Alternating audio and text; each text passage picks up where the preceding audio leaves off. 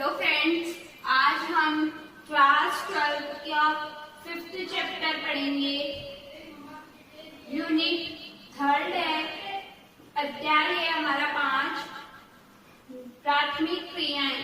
तो हम सबसे पहले इसका सारांश पढ़ते हैं कि हमें इस चैप्टर में क्या क्या पढ़ना है।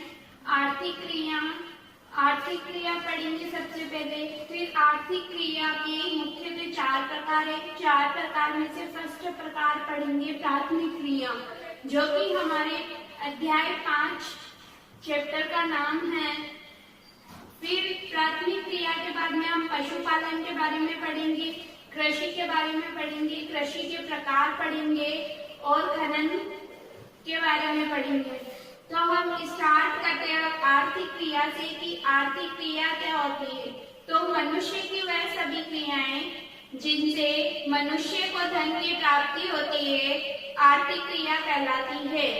आर्थिक क्रिया के मुख्यतः 4 प्रकार हैं, या हम कह सकते हैं आर्थिक क्रिया को 4 भागों में विभक्त किया गया है। फर्स्ट प्राथमिक क्रिया, सेकंड द्वितीय क्रिया और थर्ड है तृतीय क्रिया और फोर्थ जो टाइप से क्रिया का वो है चतुर्थ क्रिया। तृतीय क्रिया एवं चतुर्थ क्रिया इन दोनों को एक ही चैप्टर में मिक्स किया गया है। जो हमारा प्राथमिक क्रिया है वह चैप्टर 5 में दे रखा है। द्वितीय क्रिया को चैप्टर 6 में पढ़ेंगे और तृतीय एवं चतुर्थ क्रिया को चैप्टर 7 में पढ़ेंगे।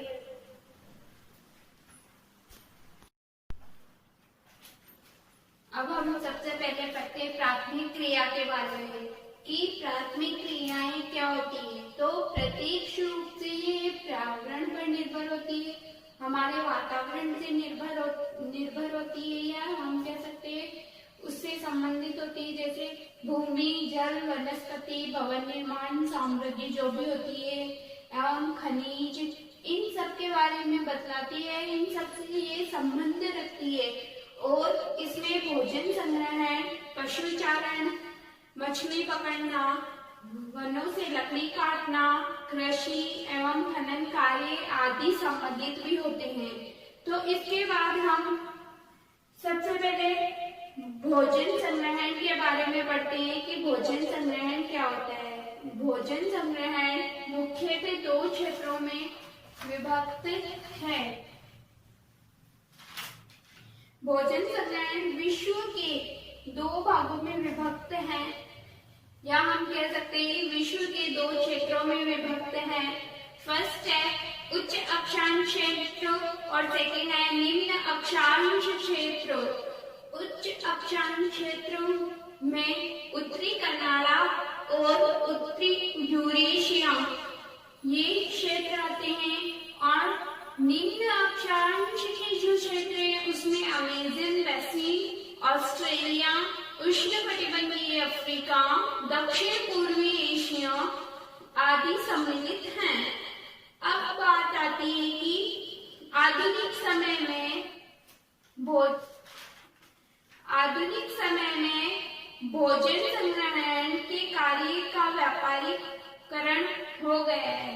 यानी कि अब हम बात करें कि आधुनिक समय में भोजन संग्रहण का व्यापारीकरण कैसे हो गया, कि लोग इसमें कीमती पौधों की पत्तियां, पेड़ पौधों की छाल, औषधियों के पत्ते, औषधियों की लकड़ी वगैरह, इन सबको जो पौधे दवाइयों के रूप में काम में आते हैं, इन सबको लोग बेचते हैं और बेचते क्यों हैं?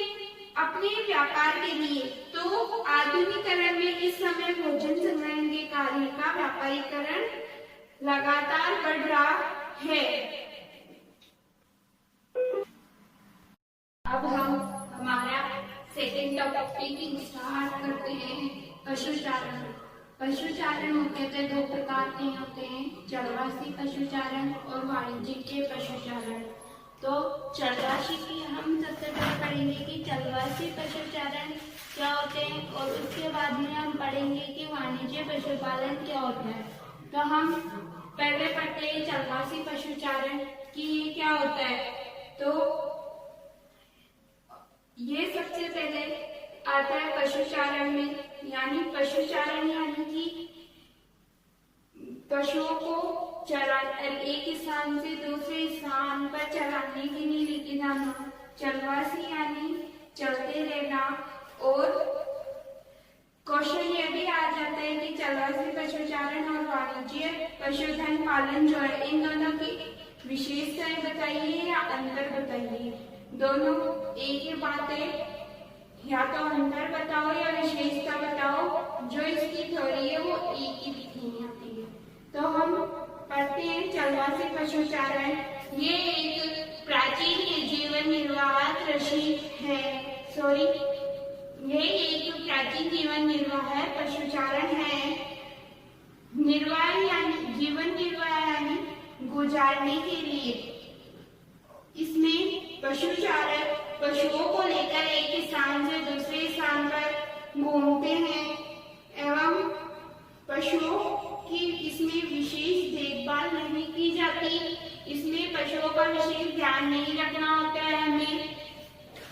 इसमें पशुओं को प्राकृतिक रूप से उगने वाली घास पर ही निर्भर रहना पड़ता है। यानी कि जो चरवासी पशुचारण है, इसमें जो पशुओं को चराने के लिए लेके जाता है, एक स्थान से दूसरे स्थान पर घूमते रहते हैं, तो उनको जो प्राकृतिक रूप से भूमि में घास उगती है उस पर ही निर्भर रहना होता है। वह अपनी तरफ से कुछ नहीं खिलाता उनको। एवं इसमें एक साथ बहुत सारे पशुओं को पाल सकते हैं हम। ये निर्भर नहीं होता है जैसे वाणिज्य के पशु धन पालन है, उसमें केवल निर्भर होता है कि एक ही पशु को पाल सकते हैं। इसमें बहुत सारे अनेक पशुओं को पाला जा सकता है। अब हम पढ़ते हैं वाणिज्य पशुधन पालन। ये एक व्यवस्थित पशुपालन है।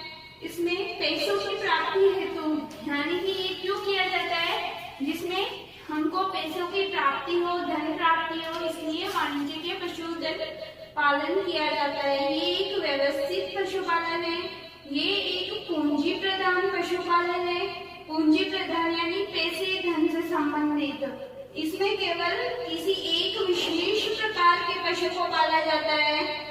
इसमें पशुओं की विशेष देखभाल नहीं, विशेष देखभाल की जाती है, उन्हें वैज्ञानिक पद्धति से भी पाला जाता है। इसमें अच्छे से देखरेख की जाती है और इसमें एक ही प्रकार के पशु पाले जाते हैं। यानी कि प्रमुख पशु भेड़, या तो हमें केवल भेड़ ही पालनी है, या केवल बकरी ही पालनी है, या केवल गाय ही पालनी है। यानी कि एक ही विशेष प्रकार का पशु, भेड़, बकरी, गाय, इन तीनों में से एक ही पशु पाल सकते हैं। और इसमें हमें धन की प्राप्ति भी होती है। यानी कि हम धन, इसमें हमें पशुओं को पालना, अच्छे से देखरेख करनी होती है। जैसे हमें चारा वगैरह, घास वगैरह खिलाना और अन्य चीजें जो पशुओं को खिलानी चाहिए वो। इसमें हमें धन भी लगता है, लेकिन उसके बाद में हमें इसमें दूध मिलता है और भी दूध को बेच सकते हैं एवं इससे हमारा व्यवसाय चल सकता है। अब हम नेक्स्ट टॉपिक पढ़ते हैं कृषि। इसमें हम कृषि के 10 प्रकार पढ़ेंगे, अलग अलग कृषि के बारे में पढ़ेंगे। और कृषि में इसमें हम कौन कौन सी कृषि ज्यादा उपजाऊपन है, या कौन सी कृषि में मिट्टी ज्यादा उपजाऊपन होती है, कौन कौन सी कृषि में हमें किस किस यंत्रों की जरूरत पड़ती है, और प्रमुख फसल कौन कौन सी होती है, और खेतों का जो आकार है वो किस प्रकार होता है, एवं कृषि में जो मजदूर संलग्न होते हैं कार्य के लिए वो किस प्रकार होते हैं, इन सब के बारे में हम पढ़ेंगे। तो हम स्टार्ट करते हैं आदिकालीन निर्वाह कृषि से। यह खेती परिवार की मदद से की जाती है। क्यों? अब ये खेती परिवार की मदद से क्यों की जाती है? इस फसल से केवल परिवार की जरूरतों को पूरा किया जा सकता है, इसलिए ये खेती परिवार की मदद से की जाती है। उर्वरता कम होने के पश्चात उस भूमि को छोड़कर दूसरी भूमि पर कृषि करना, यानी कि किसान जमीन के टुकड़े को, यानी कि जब मृदा की उर्वरता कम हो जाती है तो किसान उस भूमि को छोड़ देता है जहां वह कृषि कर रहा है। तो उस भूमि को छोड़ने के बाद और खेती करने के लिए वह दूसरी भूमि को तैयार करता है, उसको समतल बनाता है, वहां साफ सफाई करता है और वहां के पेड़ पौधे जो भी हों उनको काट कर और फिर वह जो जगह होती है उसको कृषि लायक बनाता है और वहां कृषि करता है। नेक्स्ट, उर्वरकों या दवाइयों के बिना कृषि होती है, यानी कि इसमें किसान उर्वरक का प्रयोग नहीं करता है, इस कृषि में अनाज कम होता है तथा इसमें दवाइयों का उपयोग नहीं किया जाता, बिना दवाइयों की कृषि की जाती है और इस कृषि में अनाज कम ही उपलब्ध होता है, हमें इतना उपलब्ध होता है कि एक परिवार की मदद हो सके। ये कृषि छोटे औजारों जैसे लकड़ी के हल, खुदाई करने वाली छड़ी से खेती करता है, यानी कि इसमें भूमि के छोटे टुकड़ों पर आदिम कृषि औजारों का प्रयोग किया जाता है, जैसे लकड़ी के हल और खुदाई करने वाली छड़ी से खेती की जाती है। एवं इस कृषि को आदिकालीन निर्वाह कृषि के साथ साथ और अन्य नामों में भी जाना जाता है। उत्तर पूर्वी भारत में झूम कृषि कहा जाता है, मध्य अमेरिका में मिल्पा कहा जाता है और मलेशिया में रादांग के नाम से इस कृषि को जाना जाता है। अब हम पढ़ते हैं चावल प्रधान कृषि की चावल प्रधान कृषि क्या होती है।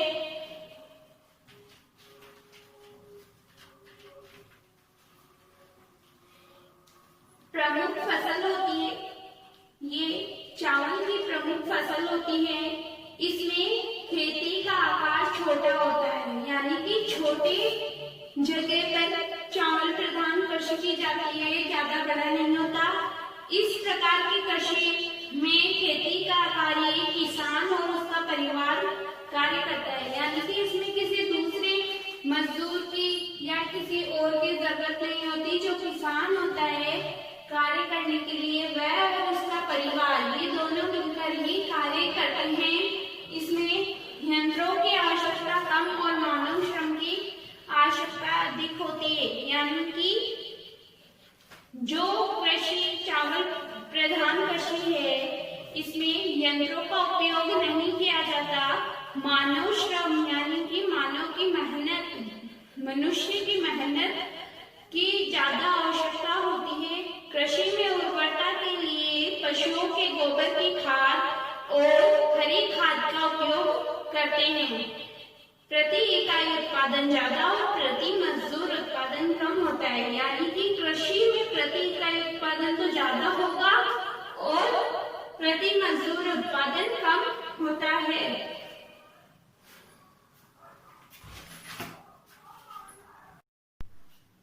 नेक्स्ट टॉपिक हम पढ़ते हैं रोपण कृषि के बारे में कि रोपण कृषि कैसे की जाती है, उसकी प्रमुख रोपण कृषि की प्रमुख फसलें कौन कौन सी और रोपण कृषि की विशेषताएं क्या क्या होती है। तो रोपण कृषि ये बड़े आकार के क्षेत्र में की जाती है। रोपण कृषि क्यों बड़े आकार के क्षेत्र में क्यों की जाती है? क्योंकि इससे लाभ के जो होने वाले लाभ है कृषि से वो अच्छे से उसका लाभ का फायदा उठाया जा सके। जैसे मुनाफा कमाने के लिए कृषि ज्यादातर की जाती है। अधिक पूंजी, उच्च प्रबंध, तकनीक एवं वैज्ञानिक विधियों का उपयोग किया जाता है। अब है रोपण कृषि की प्रमुख फसलें कौन कौन सी है? चाय, कॉफी, कोको, कपास, गन्ना आदि। रोपण कृषि की विशेषताएं ये है, इनका क्षेत्र विस्तृत होता है तथा अधिक पूंजी की आवश्यकता होती है। इनके जो श्रमिक होते हैं वह सस्ते होते हैं। ये एक फसली कृषि है, यानी कि केवल एक ही फसल की जाती है, या तो चाय की करेंगे या कॉफी की करेंगे, इन सब को मिक्स में नहीं कर सकते। और वैज्ञानिक विधियों का उपयोग किया जाता है। अब इनके कुछ फैक्ट्स दे रखे हैं जो इस प्रकार है कि ये कृषि यूरोपीय लोगों ने शुरू की थी और ब्राजील में अभी भी कॉफी के कुछ बागान हैं जिन बागानों को फेजेंटा कहा जाता है। नेक्स्ट टॉपिक है विस्तृत वाणिज्य अनाज कृषि। इसकी प्रमुख फसल गेहूं है। इसके अलावा मक्का, जौ, राई, जई भी बोए जाते हैं। इसमें खेतों का आकार बहुत बड़ा होता है तथा खेत जोतने से लेकर फसलें काटने तक के सभी कार्य यंत्रों द्वारा किए जाते हैं। प्रति मजदूर उत्पादन ज्यादा होता है।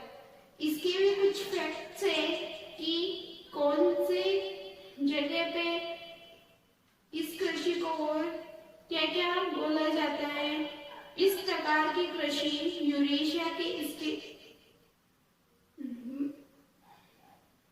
इन भागों में कृषि और जगह की जाती है। यूरेशिया के स्टेपी, उत्तरी अमेरिका के प्रेरी, अर्जेंटीना के पंपास जो क्षेत्र है वहाँ, दक्षिण अफ्रीका के वेल्डस क्षेत्र में और ऑस्ट्रेलिया के डाउन्स में की जाती है।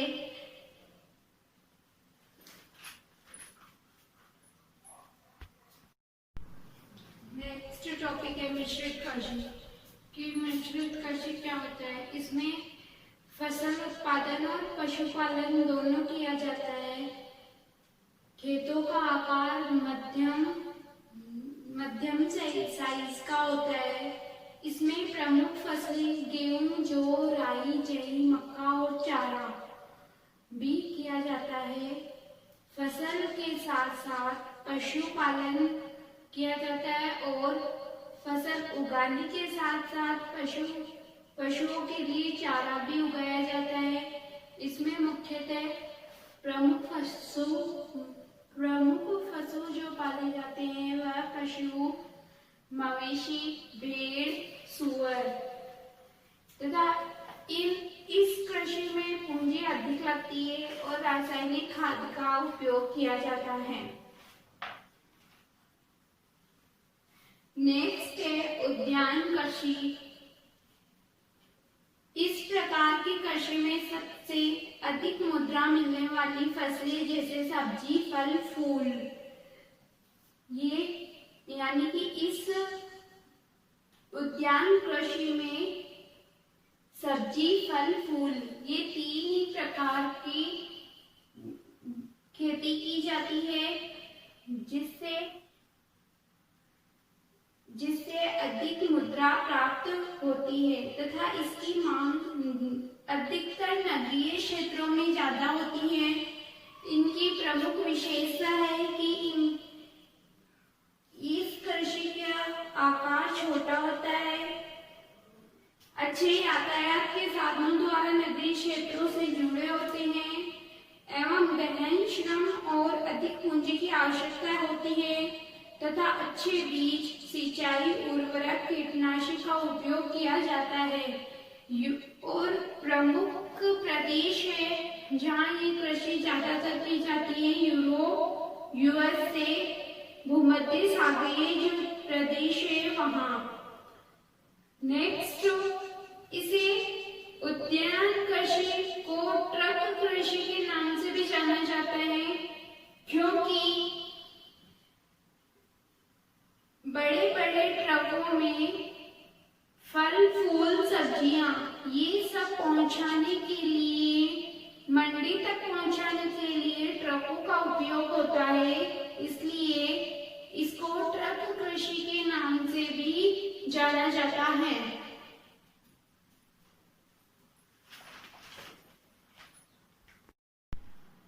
अब हम पढ़ते हैं डेयरी कृषि के बारे में। तो डेयरी कृषि अपने में पूर्ण आर्थिक क्रियाएं, इसमें दूध, घी, मक्खन, पनीर और पौष्टिक आहार मिलता है। डेयरी व्यवस्था दुधारू पशुओं के पालन पोषण का उन्नत प्रकार है। यानी कि जो डेयरी कृषि है उसमें हमें ये एक अपने आप में पूर्ण आर्थिक क्रिया है तथा इससे हमें जो भी दूध, घी, मक्खन, पनीर, पौष्टिक आहार वगैरह प्राप्त होता है वह सब डेयरी कृषि से ही प्राप्त होता है। अब ये कृषि नगरीय और औद्योगिक केंद्रों के निकट क्यों की जाती है, इसका क्या कारण है? तो इसका कारण है कि दूध और डेयरी उत्पादों के सर्व प्रमुख उपभोक्ता है तथा डेयरी उत्पादों का बाजार उपलब्ध कराते हैं और इन कृषि नगरीय क्षेत्र है और औद्योगिक केंद्र है, इन पे डेयरी कृषि की मांग ज्यादा रहती है, इसलिए ये ज्यादातर नगरीय और औद्योगिक केंद्रों के निकट ही की जाती है। नेक्स्ट है भूमध्य सागरीय कृषि। ये एक विशिष्ट प्रकार की कृषि होती है। इस कृषि में मुख्यतः अंगूर की कृषि की जाती है तथा खट्टे फलों के लिए ये भूमध्य सागरीय कृषि मशहूर मानी जाती है। इसकी प्रमुख विशेषताएं हैं कि भूमध्य सागर के समीपवर्ती क्षेत्रों में ये कृषि की जाती है तथा अंगूर की खेती के लिए मुख्यतः है क्योंकि इससे मदिरा बनाई जाती है तथा शीत ऋतु में अमेरिका एवं यूरोप में फलों व सब्जियों की मांग भूमध्य सागरीय कृषि से ही पूरी की जाती है। नेक्स्ट टॉपिक है सहकारी कृषि। सहकारी कृषि, इसमें कृषकों का एक समूह होता है तथा जो कि अपनी कृषि में अधिक लाभ कमाने के लिए खुद की इच्छा से एक सहकारी संस्था या एक अपनी स्वयं की संस्था बनाकर वह कृषि कार्य करते हैं जिससे उनको अधिक लाभ प्राप्त हो। सहकारी जो संस्था बनाते हैं उसमें कृषकों को हर प्रकार से मदद मिलती है। नेक्स्ट है सामूहिक कृषि। यह कृषि सोवियत संघ से प्रारंभ हुई या इसका प्रारंभ सोवियत संघ से माना जाता है और इस कृषि को सोवियत संघ में कोलखोज कहते हैं तथा इसमें सभी कृषक मिलकर खेती करते हैं और उत्पादन के साधनों पर नियंत्रण सरकार का होता है तथा इस पे नियंत्रण माना जाता है सामूहिक कृषि में और सहकारी कृषि में अधिक लाभ कमाने के लिए अपनी स्वयं की संस्था बनाकर कृषि करते हैं। नेक्स्ट एंड लास्ट टॉपिक है खनन।